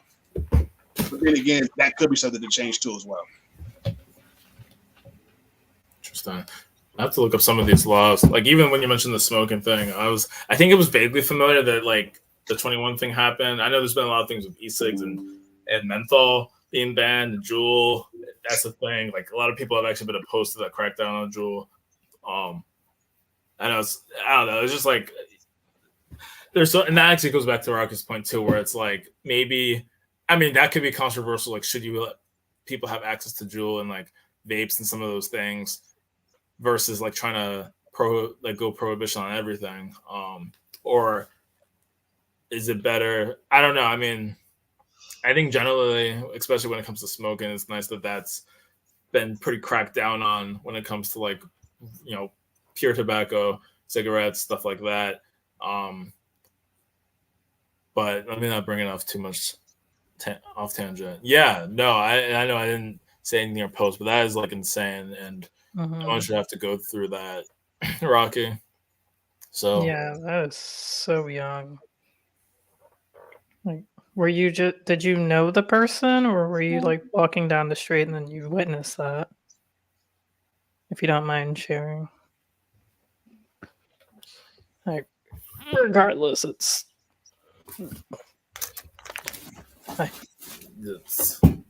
yeah. Seeing someone's like I think, I mean, I guess I've been kind of like in a way more sheltered. Like I think I haven't seen things like to that level, and that's like another thing too. Is like, I mean, no, I wouldn't say witnessing stuff like that push people off the deep edge necessarily. A lot of people have seen terrible things. A lot of people have experienced death. But I wonder, like, sometimes even like the amount of stuff that you experience and how that shapes you can, of course, put you in the right direction where it's like you want to prevent things like that happening from others. Some people, maybe it goes the other way. I don't know how much of there is a correlation, if there is even. I mean, generally, if you experience trauma, it can come out in different ways, but it doesn't necessarily make you like abusive or make you likely to commit an act. Even like with this shooter, back to like, this Tommy guy, he didn't really seem to have a lot of like, some people say he was bullied or whatever, but there were conflicting reports on that because there was a lot of people who said that he was quiet, not popular, but no one, like, people were saying there were people who in his school who were like, no, he wasn't picked on. He just, like even generally like people who knew him liked him, teachers liked him. It was just, but I don't know, like it's interesting, kind of like, and I used to watch a ton of Criminal Minds, and of course that is very, very kind of dramatized, the amount of like abuse and torture that a lot of people went through that then caused them to like have very ritualistic killings. Like that's, I'm not quite sure the reality of that even, but it was just like a thought that I had. It was like, what, like, was there any giveaways in this guy's background? It seemed not to be. Like some people for sure had certain messed up experiences, but other people just were filled with hate and decided to do what they did. But that's a little bit more philosophical.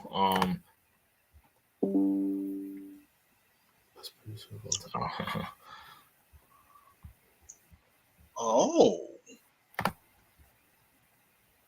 oh, so they did change it. What's up? Okay, no, I was just doing some. I was just doing some research um, about Michigan's gun laws. Actually, I'm about to post the link to it because it does talk about the Michigan State University shooting, and it also talks about the Oxford High School shooting and how at that point in time the Republicans who were in charge of the legislature in Michigan, they didn't do anything about it as far as updating any kind of laws for gun safety measures and anything else. So I'm going to post that link in there because they did raise the age to purchase a firearm to 21. They did raise it up to 21 because of what happened. And so I'm like, that's a good step in the right direction. I think that's what it should, like I said, that's what it should be. You got to be 21 because at least you do have some life experience underneath your belt, especially after you graduate high school. You get to live life a little bit, kind of, make you get dummy mistakes, learn from them, and everything else. So by the time you're 21, a lot of the silliness kind of goes away, and now you're an adult. You get to get more access, but also at the same time, the penalties are a little bit more higher because of the fact that you are an adult. So I'm going to post that link in the Discord underneath the politics section. So for anybody who wants to kind of look over that one, you are more than welcome to do so. And we'll go from there. That's a fact. It's a fact. Yeah. And we're definitely getting to that point, especially because we actually started relatively early, or on time, really. So definitely pushing that 2 hour mark. So I'll be kind of quick with. I mean, some of the wilder theories, I won't even go deeply into them, but I definitely, encourage people to look at multiple sources of things. I think there's some of the footage from the like NPR and different people have taken footage, put it together. There's definitely a lot of skepticism no matter what. Like, there's not really a lot of people who kind of saw it and were like, yeah, this was normal. I mean, it kind of ends up being different whether you support or oppose Trump or other leanings of what is normal and not. But people know that that shouldn't have happened in terms of like Secret Service being lax enough to like let this man crawl on the roof. People literally were like pointing to him saying like, hey, this is the. I had to look at those clips again to make sure that I was seeing what I thought I was seeing, where people were actually like seeing the guy climb up, and it's like, well, where were other people? Like, was there literally nobody there in the area? Those secret, because I mean, there were people clearly in that area watching the rally or knowing about the rally. Like, I don't think it was just random town people seeing the guy on the roof. I'm pretty sure they were like rally goers. So it's like, how could you not have a perimeter there? So there's people who kind of are like, that's not normal. Now, whether you want to say that that means it was the CIA who, so I've seen people post like, why would they have Secret Service and CIA on the same roof? And it's just like, all right. I wouldn't say that I dive into conspiracies. I can entertain maybe anything and maybe at least see where something's coming from and then decide, no, this is kind of insane. A lot of people can agree that something seriously slipped. And why did it slip? Was it because of intentionality? Some people will go the other direction and just mention that it could be. I don't think it was Trump. Like, I wouldn't say that I think Trump staged it, but some people think that at least someone was willing to give their life as a martyr. That was a conversation I had Sunday night with some people. There was a conference in town, Black Health Connect. This connection. I didn't really go to most of it. I wasn't planning to go to any of it. I didn't pay for the conference. I'm not in health, but I was supposed to go just to some kickbacks. And when I went to one, it turns out that I had some friends from Boston in town, and I had no idea they were going to be there. 3 of them. And I was like, whoa, this is crazy. People who I really, value and care about. So we got to catch up. And on Sunday, one of them, when I was talking with her and some of the people in the hotel, because I just went to kind of kick it at the hotel, that's when the conversation came up for a little bit of Trump in this, and could it have been someone who was willing to give their life to help make the man, more solidified and have more support. Wowzers. I mean, I will hear everything. It's just funny, like how some people will dismiss. I actually have to get this one off my chest, and it'll be super quick. It's very funny that I remember seeing this show like Left, Right, Center. I haven't really watched it in a while, but because I was going back on Snapchat this weekend, particularly on Saturday, different days, even leading up from Thursday. But I remember there was an episode of this Left, Right, Center show by this comedian. It's been going on for a few years, and this episode talked about the shooter. And they basically were kind of saying like the idea that Trump and his team would like decide to do this as a way of boosting support is just like crazy. And they're like, especially from the left, who usually, belittles people for believing in conspiracies.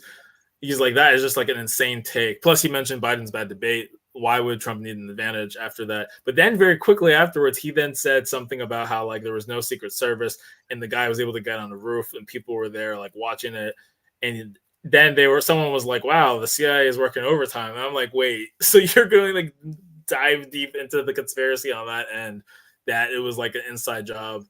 But then you were like gonna like bash people who might think that the guy was, because he even like dismissed the fact that the guy was a registered Republican, which, I mean, he gave a donation, I guess, to Act Blue. So I don't know. But I just think it's interesting. Like people are very partial to their own individual conspiracies, if it suits them, but they would definitely be like, that's insane to think anything else. But if you go to like a lot of Black pages, I've seen clips. I haven't gone on the pages, but I've seen clips of people and memes of like skepticism and how Black people just like, we ain't gonna believe anything. And they were talking about, look at when Trump was almost shot or attacked in 2016. Secret Service rushed him out. This time around, it was a lot less clear. Like he was able to stand for like 10 seconds and dang near sing a fight song, which doesn't make any sense. I mean, I saw that in real time too, of when he was there, and I was like, is this doctor? And I was like, oh, nope, this is real. He's sitting there with a fist pump. I guess the shooter was dead, but that info couldn't have been communicated that fast. Maybe they had the earpiece, but it wouldn't make sense that they'd be like, sir, we're going to let you just do this. I mean, they did jump on top of him in the beginning, so that was a legit response. So as time went on, even that night, I was like, you know what? I can believe that this was real. There's an actual dead body, it seems, so this wasn't like some kind of stunt. But then you still have to figure out what was going on in the mind, and no one's ever going to know that. But again, it's just funny. Like people will have their own conspiracies or their own. I don't want to like say that all of these things are unrealistic, but it's just that people. Yeah, we can't pick and yeah, exactly. I think this is really good to say it, and it's like I'm not going to say it's a 0% chance that there was some kind of. But it's just so much. It's just hard to believe, and it's hard to take seriously when they decide to go in on this, and then you can't entertain it another way. I don't know. Like, it is what it is. Like, I think that's like kind of my thing. Is just looking at how like quickly people will believe on one thing, but you kind of can't entertain it another way, or you'll bash people who believe it in another way. As outlandish as it seems, if it doesn't go for your narrative. But I know we're getting around the tail end of this, so that I just kind of wanted to at least broadly mention my sort of like astonishment that I was like, wow, like in the same little comedy segment, you just had to like, I don't know. And he kind of claims to be like a more like, I'm going to make fun of both sides. So then it's like, but in this case, I don't know if you are. And that goes for like a lot of other media too, that is very partial to like believing that this was set up, whether not by Biden or at least by someone in the kind of deep state, but then it couldn't be set up as your own. And then you go on Black pages or other pages, and you don't want it to just be a cope thing where it's like, oh, I support Biden or I don't like Trump, so I'm going to believe it this way. I mean, there's people who might just like be more skeptical in general, and I can appreciate if you kind of like, it's hard to be unbiased, but you can at least kind of look at it not because you explicitly support Trump or oppose him, but you can kind of see like weird gaps and flaws and there's logic and reality for the situation. I'm just gonna say a lot of things are weird about that night. It's all terrible, and there are innocent people who obviously died in the crowd. So I'm not like saying that this was like some kind of like operation, but there were just some things that were very strange, and I think that we absolutely should get more answers when it comes to like the investigations. Biden's doing one, which is good. I know the House Republicans are doing one. They're getting Secret Service, so hopefully, like we can actually get something thorough that's not just like an agenda-driven. Yeah, it was this. Like, let's actually figure out what happened and look at all the weird discrepancies, and that's perfectly fine. Um, um, so now I rest my case. I'm gonna post my thoughts in the Discord because I'm gonna say this much: me and the missus, we both believe it was an inside job. We both believe it's an inside job, and even then, if nobody has started reading the Project 25 PDF, I would suggest reading that and then think back to the events that happened. A lot of stuff makes sense. A lot of stuff makes sense because, again, like I was saying before, this same thing happened to Ronald Reagan, and he was slated to actually lose the election this year. But because of the fact that, again, he's an actor, he's a salesman, and he really wasn't good politically, but he was able to touch the people and rally enough people to win the election. It's not a coincidence that this is happening. It's not. It's not.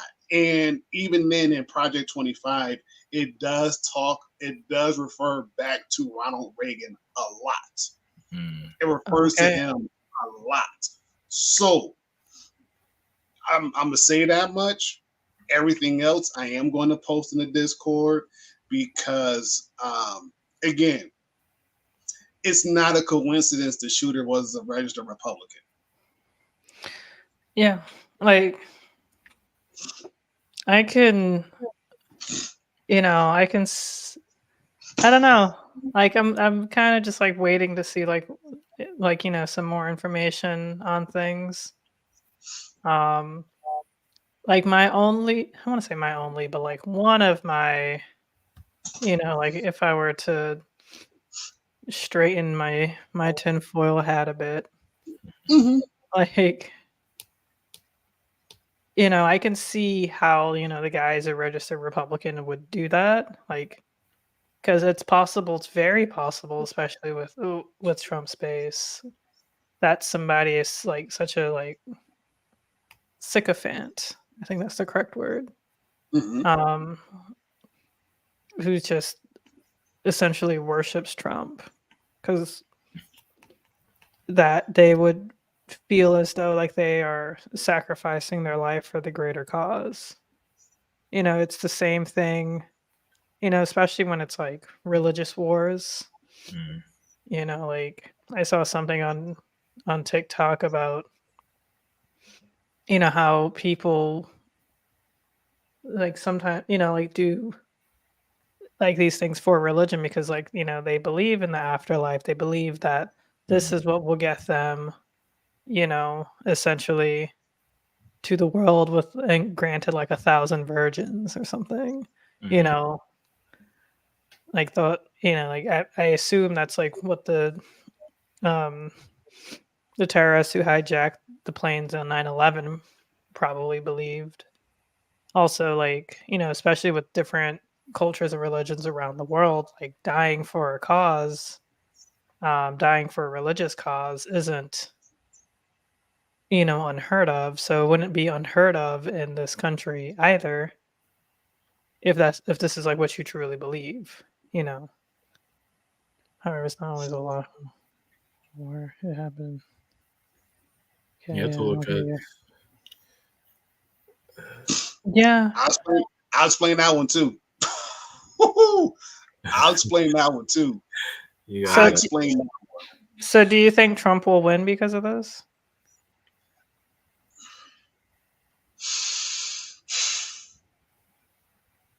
it's going to be very tough because there was a Yahoo News article that I was reading over the weekend, Mm-hmm. and what um, it's coming from a very staunch Republican, and he was saying that the current Republican Party that it is now, it's nothing like the Republican Party back when George Bush was president, when his father was president. It's nothing like it. Nothing like it. It's very much to the extreme.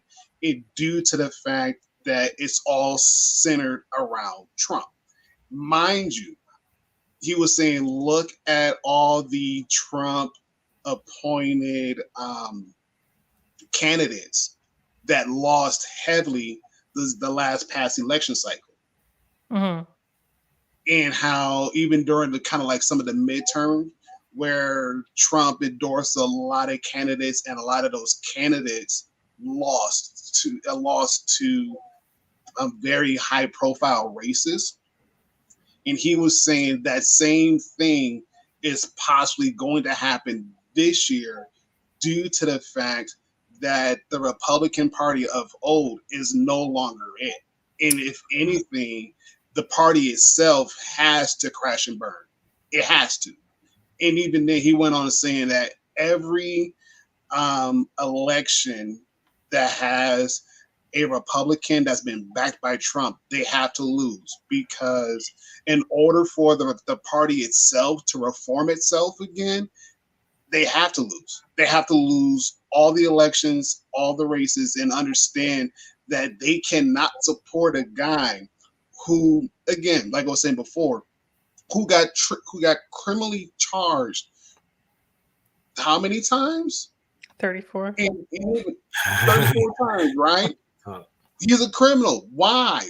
Why would we put a criminal back in the seat of presidency and then hold on only to find out that the Supreme Court actually gave him immunity? So think about that. And then on top of that,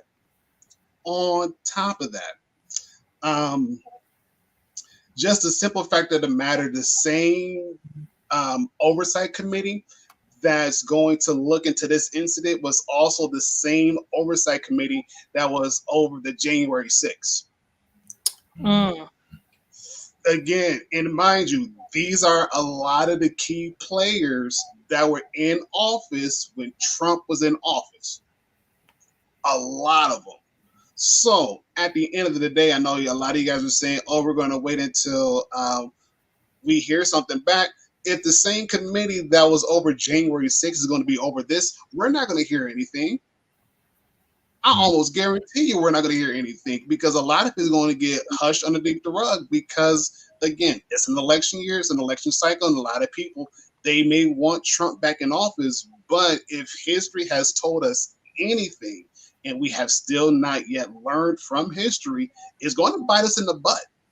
Mm-hmm. It really is. Because, again, if we know anything that happened when Trump was in the seat the last time, the man was pushing fascism like there was no tomorrow. And if nobody knows what a fascist government looks like, look it up.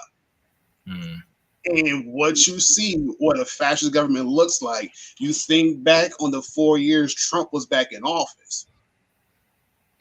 Because if he gets back in the seat again, on top of if we've been reading, if you're doing a lot of reading on Project 25, because a lot of stuff that's in Project 25 is going to lead up to this too as well. We're going to mess around and have a authoritarian government that's strong in religion, strong in the military, even though, yes, they're saying that people should have their rights, but it's only going to be limited to who actually gets access to those rights. Yeah. Okay. And so with all of this, there was one other thing I was going to say too as well. And with everything else that's been leading up to it, if Trump does get in the seat, because of the fact he's been buddy with Putin during the time of his presidency, he's going to make it that much easier for him to stay in power. I mean, again, you look at what just happened with the Supreme Court justices, how it's not a coincidence, again, how all but three said, hey, we're going to give Trump immunity.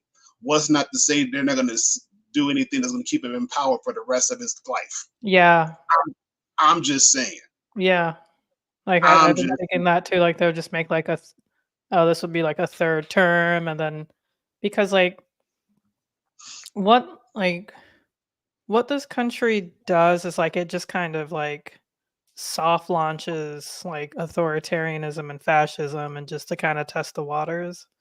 Like when a coffee shop opens up in a neighborhood that you know they're trying to gentrify, they try to like just test the waters just to see what it's like and see how it responds.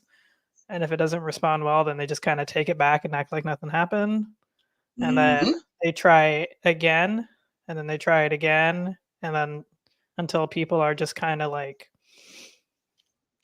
they just don't really care, or they're just not informed, or it's just like, all right, we can just take it up from underneath them. Like, so, a lot of people aren't, educated on, the justice system, on politics, and, Congress. Like, I don't think people need to be like certified experts. People don't need to be like lawyers or things, but it is important to at least be mindful, or have, a couple of friends who are mindful and be able to at least talk to them, just to get like just to check the temperature of like what's going on, because this is very serious. And a lot of people are just like, the Dems are just saying, oh, just stop Trump, just stop Trump, but like we did it before, and they like to say nothing changed, or like nothing got better, but a lot of stuff did get better, like with the infrastructure bill being passed, insulin being only like capped at $35. Like what else? A lot of student loans being forgiven, even though like the big one didn't quite happen. Student loans are still being forgiven for, in certain cases for certain people. Like the most out of any other administration. Um, like what else? Like I know that the Biden administration is trying to like see about trying to like capping out like rent increasing. Um, I just read about that. Like, yeah, like they have done like a lot of stuff, and people are like, well, they haven't done anything for me. I haven't really seen anything. It's like, a lot of it is also your local elections, and people aren't really paying attention to like their local elections or anything. So yeah, that's why they're like, I don't see anything changing. It's like, well, you gotta think about it locally. That Trump's issue isn't even the most impactful ruling. Yes. Yeah. And how a lot of Supreme Court cases have been getting overturned. Not just Chevron, but there's I want to say there's one other one that got overturned. Besides, I mean, we already know about Roe v. Wade. We already know about that one. We know about Chevron. I want to say there was one other high profile one that got overturned, and it was like, okay, if they're overturning a lot of stuff now, what's left to what's left for them to do? Yeah, I have to review like all that stuff, because I've been kind of, I wouldn't say checked out, but really haven't been following stuff deeply. I see a headline here and there and be like, okay. Thankfully we did get a chat about it 2 weeks ago, a bit with the Chevron, but yeah, like it's crazy how that was the big thing where it's like, whoa, these are some crazy cases being overturned. You even had like Hunter Biden getting basically guilty verdict, which made the first sitting basically child or offspring of a president, or I should say, is the first child of a sitting president to be charged. And so it was like there was a bunch of stuff, and now it's like, wow, here we are. So that's why it's like there are all these X factors no one really knows about that come up in play. I definitely would not have predicted this. With like someone, I think there was someone who said, yeah, I think someone was like, honestly, I'm surprised it didn't happen earlier. They said like they weren't happy it happened, but they're surprised just with how incendiary he is. But I don't know, like he had a whole first presidency, and leading up to that first presidency, you know, nothing like it just seems like we're in the era where we don't see a lot of like these type of attempts. So this kind of really, I think, shook a lot of things up. It felt very surreal too because I was, it was on a Saturday or doing other things. I kind of just saw someone post in the group chat, or I would see some post. I really don't try to stay on Twitter, but I would see Twitter notifications about this. I was like, wait, what's going on? But in any case, yeah, Discord conversations for later because we can kind of just keep chatting about it, and we should absolutely, including me. I need to engage more, but I think like you find things you want to post about it, you want to discuss different angles, please do. Like that's what we kind of keep the Discord open for, and we appreciate you guys who do chat.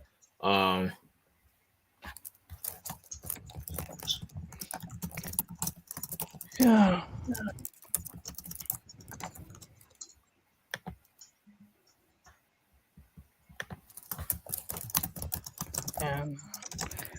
But yeah, well, yeah, thanks for subscribing. Yes. Hey, appreciate it. Yeah. Yes. Yes.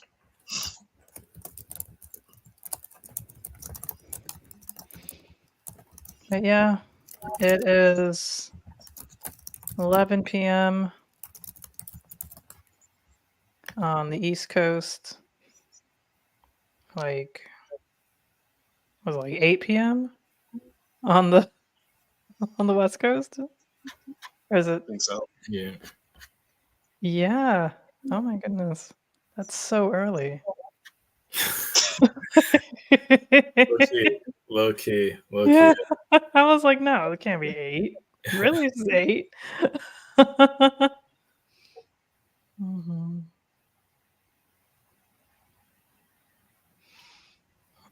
But yeah.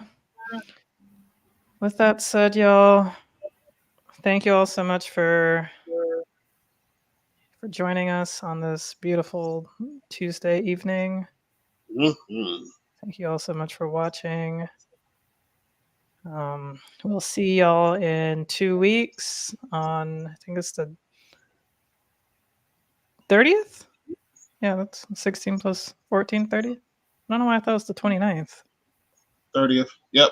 Okay. The 30th. Oh yeah. Yeah. Actually, I also for some reason thought it would end up being. I think next week's Tuesday is the 23rd, and for some reason, yeah, fell on the 20-something of. Right. Yeah, but yeah.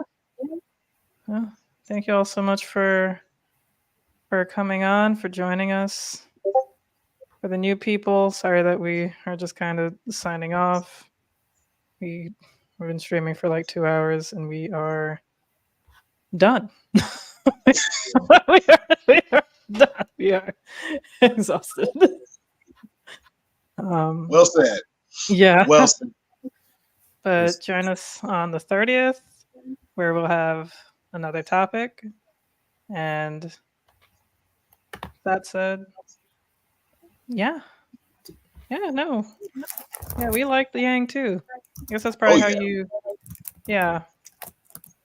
Where did you actually find this? I know I posted this link partway through in the Blacks for Yang page, though I'm not sure. Or it's like Blacks for Humanity Forward now. Otherwise, if you kind of just found this randomly through the algorithm, beautiful. But if you found it from another social media, cool.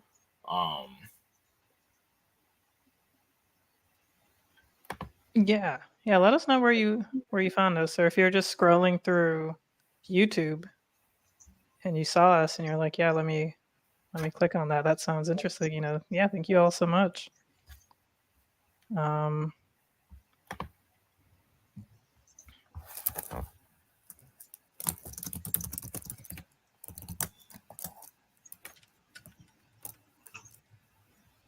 but yeah, we stream every other Tuesday night at around 9 p.m. Oh, nice.